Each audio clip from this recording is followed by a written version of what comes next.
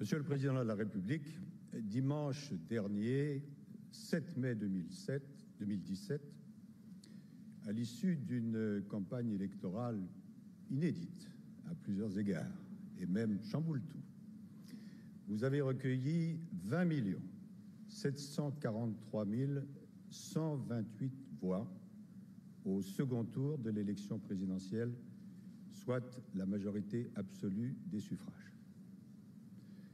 En application des articles 6, 7 et 58 de notre Constitution, le Conseil constitutionnel, mercredi 10 mai, vous a proclamé élu président de la République, le 8e président élu au suffrage universel sous la Ve République. Et aujourd'hui, en ce dimanche 14 mai, en cet instant précis où vous prenez vos fonctions, nous vous présentons nos félicitations les plus sincères. Monsieur le Président de la République, Chateaubriand a écrit dans une formule qui prend son plein sens: pour être l'homme de son pays, il faut être l'homme de son temps. Homme de notre temps, assurément vous l'êtes, par vos choix, par votre formation, par votre parcours et jusqu'à votre état civil.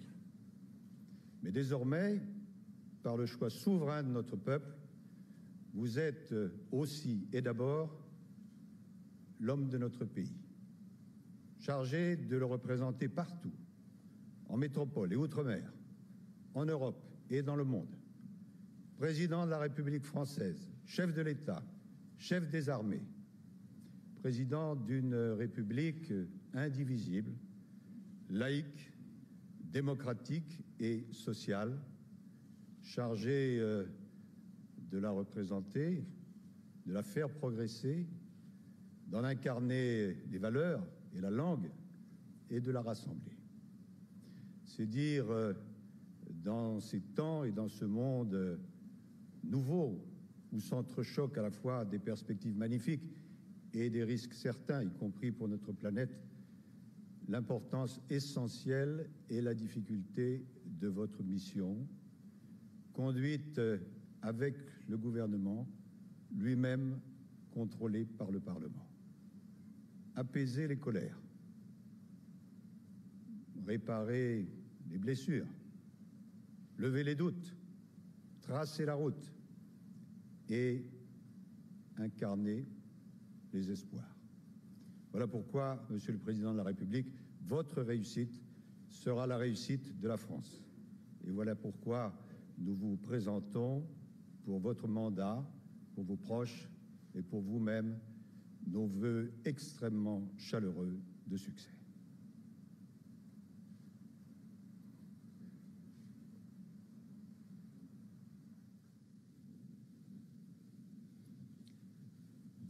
Monsieur le Président de la République, nous vous reconnaissons comme grand maître de l'Ordre national de la Légion d'honneur.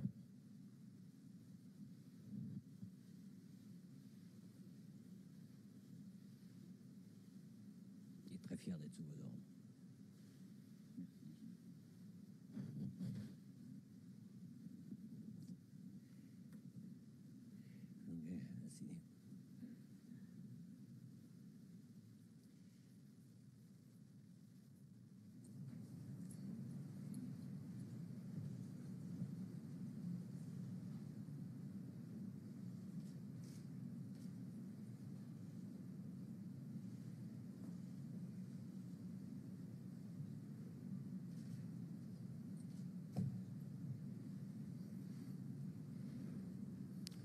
Monsieur le Président du Conseil constitutionnel, Mesdames et Messieurs les Présidents, Mesdames, Messieurs,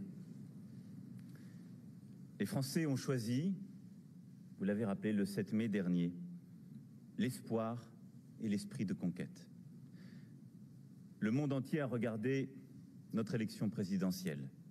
Partout, on se demandait si les Français allaient décider à leur tour de se replier sur le passé illusoire, s'ils allaient rompre avec la marche du monde, quitter la scène de l'histoire, céder à la défiance démocratique, l'esprit de division et tourner le dos aux Lumières, ou si, au contraire, ils allaient embrasser l'avenir, se donner collectivement un nouvel élan, réaffirmer leur foi dans les valeurs qui ont fait d'eux un grand peuple.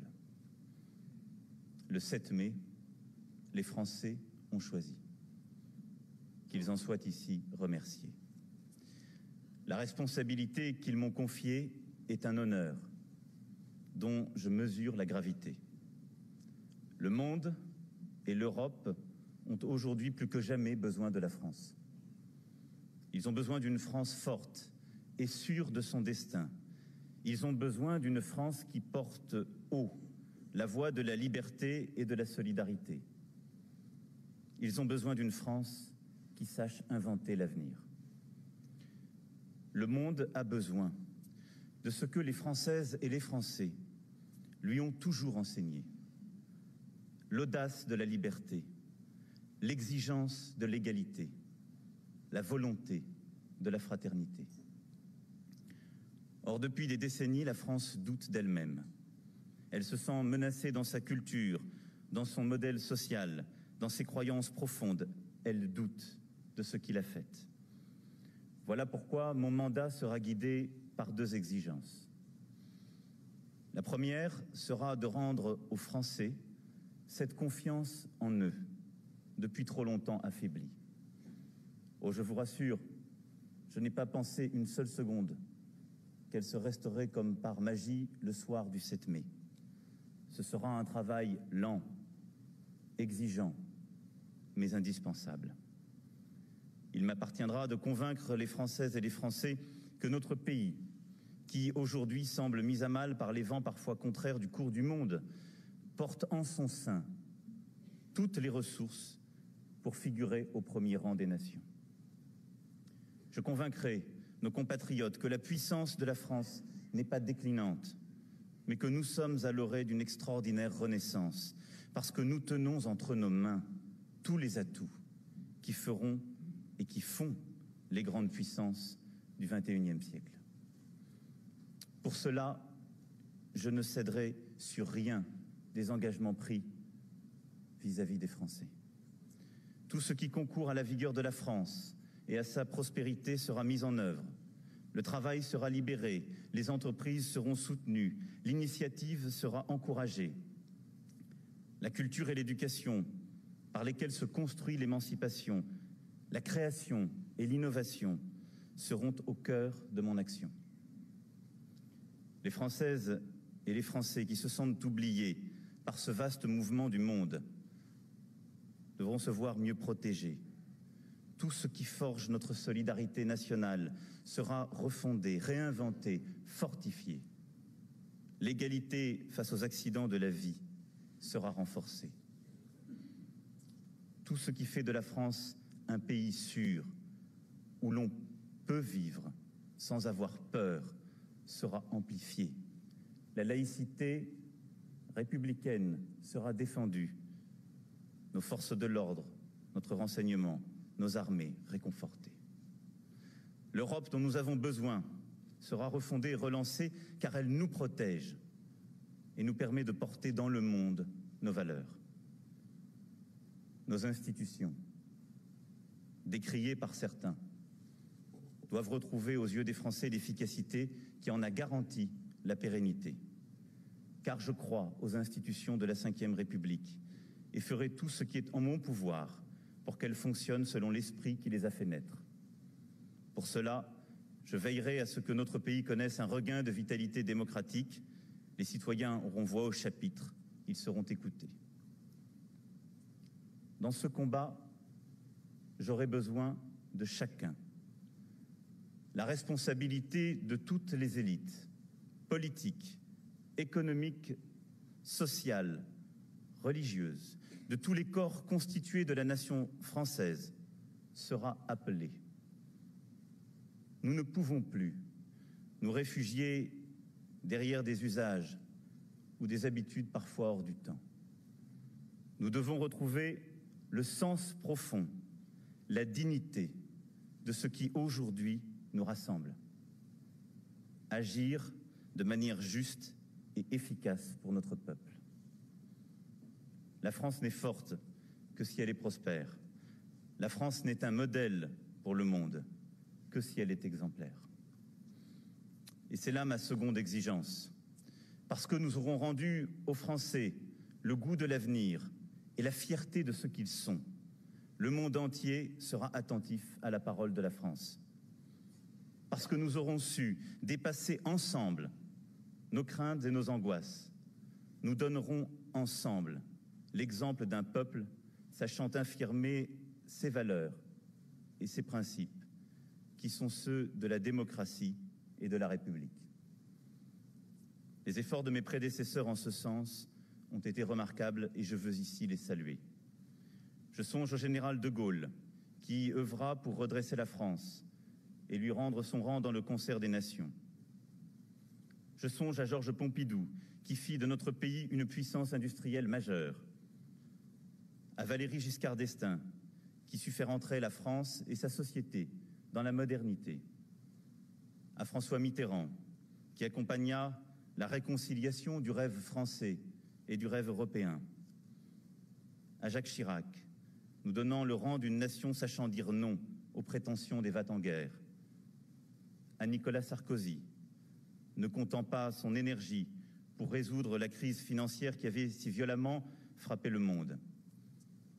Et je songe bien sûr à François Hollande, faisant œuvre de précurseur avec l'accord de Paris sur le climat et protégeant les Français dans un monde frappé par le terrorisme.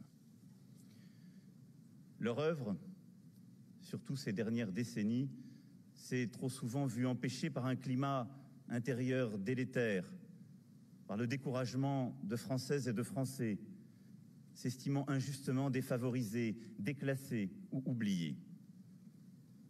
Ce que la France avait à dire au monde s'est parfois trouvé affaibli par une situation nationale percluse d'inquiétude, voire de défiance. Aujourd'hui, mesdames et messieurs, le temps est venu pour la France de se hisser à la hauteur du moment. La division et les fractures qui parcourent notre société doivent être surmontées, qu'elles soient économiques, sociales, politiques ou morales, car le monde attend de nous que nous soyons forts, solides et clairvoyants. La mission de la France dans le monde est éminente.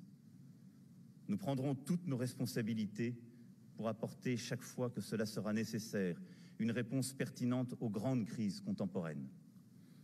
Qu'il s'agisse de la crise migratoire, du défi climatique, des dérives autoritaires, des excès du capitalisme mondial et bien sûr du terrorisme. Plus rien désormais ne frappe les uns en épargnant les autres. Nous sommes tous interdépendants.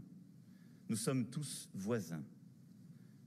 La France veillera toujours à être aux côtés de la liberté, des droits de l'homme, mais toujours pour construire la paix dans la durée. Nous avons un rôle immense. Corriger les excès du cours du monde et veiller à la défense de la liberté. C'est là notre vocation. Pour ce faire, nous aurons besoin d'une Europe plus efficace, plus démocratique, plus politique, car elle est l'instrument de notre puissance et de notre souveraineté. J'y œuvrerai. La géographie s'est singulièrement rétrécie, mais le temps s'est accéléré. Nous vivons une période qui décidera du destin de la France pour les décennies qui viennent. Nous ne nous battrons pas seulement pour cette génération, mais pour les générations à venir. C'est à nous, tous, qu'il appartient ici et maintenant de décider du monde dans lequel ces générations vivront. Telle est peut-être notre plus grande responsabilité. Nous avons à construire le monde que notre jeunesse mérite. Je sais que les Françaises et les Français, en cette heure, attendent beaucoup de moi. Ils ont raison, car le mandat qu'ils me confient leur donne sur moi le droit d'une exigence absolue. J'en suis pleinement conscient. Rien ne sera concédé à la facilité ni au compromis. Rien n'affaiblira ma détermination. Rien ne me fera renoncer à défendre en tout temps et en tout lieu les intérêts supérieurs de la France. J'aurai, dans le même temps, la volonté constante de réconcilier et rassembler l'ensemble des Français. La confiance que les Françaises et les Français m'ont témoignée m'emplit d'une immense énergie. La certitude intime que nous pouvons ensemble écrire une des plus belles pages de notre histoire portera mon action. Dans ces instants où tout peut basculer, le peuple français a toujours su trouver l'énergie, le discernement, l'esprit de concorde pour construire le changement profond. Nous en sommes là. C'est pour cette mission qu'humblement je servirai notre peuple. Je sais pouvoir compter sur tous nos compatriotes pour mener à bien la tâche considérable et exaltante qui nous attend. En ce qui me concerne, dès ce soir, je serai au travail. Vive la République, vive la France.